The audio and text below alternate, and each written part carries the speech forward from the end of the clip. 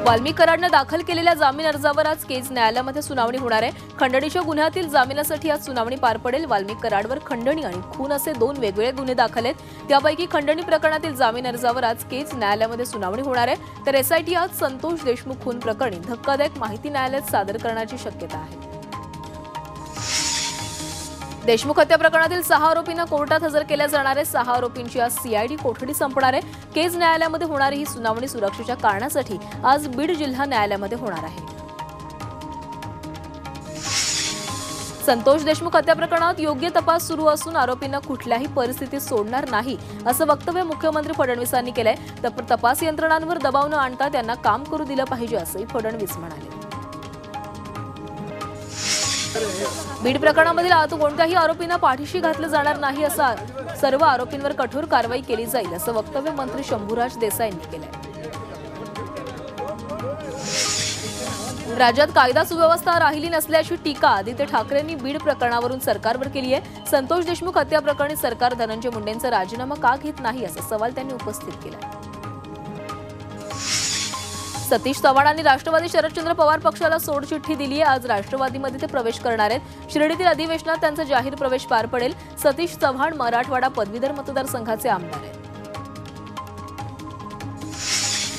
मुख्यमंत्री 20 ते 24 जानेवारीला दावोस दौऱ्यावर जाणार आहेत। 2018 नंतर फडणवीस प्रथमच दावोसला जाणार आहेत। फडणवीस वर्ल्ड इकॉनॉमिक फोरममध्ये सहभागी होतील। 19 जानेवारीला मुंबईतून ते रवाना होतील। उपमुख्यमंत्री एकनाथ शिंदे महाराष्ट्रात आभार यात्रा काढणार आहेत। कोल्हापुरातून आभार यात्रेला सुरुवात होणार आहे। जवळपास 2 महिने ही आभार यात्रा चालणार आहे। महाराष्ट्रात शिवसेनेची मोठ बांधण्याचा प्रयत्न यात्रेतून केला जातोय। विधानसभा निवडणुकीत शिवसेनेला मोठा विजय मिळाला। यामुळे मतदारांचे आभार मानण्यासाठी एकनाथ शिंदे राज्यभर आभार दौरा करणार आहेत असं वक्तव्य मंत्री शंभूराज देसाई यांनी केलंय। तर आभार दौऱ्याची तारीख लवकरच जाहीर होईल असंही त्यांनी म्हटलंय। सोलापूरमध्ये लोकसभा आणि विधानसभा निवडणुकीत कुणी श्रीरामाला तर कुणी कुराणला मतदान केल्याचं काँग्रेस खासदार प्रणिती शिंदे यांनी म्हटलंय।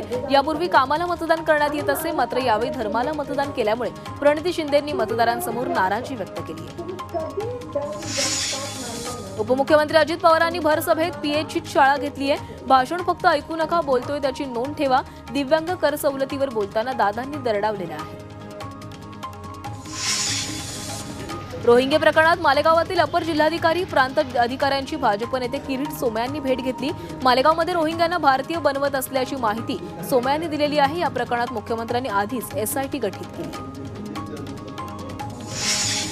मालेगावात बांगलादेशी रोहिंग्यांना बेकायदेशीरपणे नागरिकत्व दिलं जात असून आम्ही याबाबत पोलिसात तक्रार केली आहे अशी माहिती भाजप नेते किरीट सोमय्या यांनी दिली आहे। जे व्यक्ती अस्तित्वात नाही अशांना 100 प्रमाणपत्र देण्यात आल्याचंही ते म्हणाले। एसटी महामंडळ दरवर्षी स्वमालकीच्या 5000 साध्या लालपरी बसेस खरेदी करणार असल्याचं परिवहन मंत्री प्रताप सरनाईक यांनी सांगितलंय।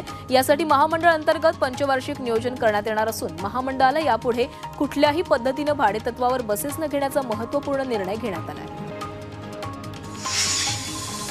महाराष्ट्र कर्नाटक सीमा प्रश्नाबाबत राज्यातील 48 खासदारांनी एकत्र यायला हवं अशी मागणी काँग्रेस खासदार शाहू छत्रपती यांनी केली आहे। तर राज्य सरकारने याकडे गांभीर्याने लक्ष दिलं पाहिजे असंही ते म्हणाले।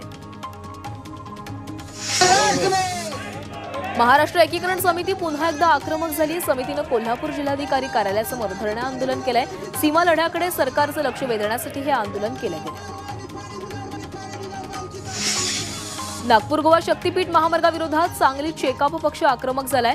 महामार्गासाठी जमिनीच्या सर्व्हेसाठी येणाऱ्या अधिकाऱ्यांना थेट विहिरीत फेकून देण्याचा इशारा शेकापकडून देण्यात आला। तसंच थेट शेतकऱ्यांच्या बांधावर जाऊन महामार्गाविरोधात जनजागृती सुरू करण्यात आली आहे।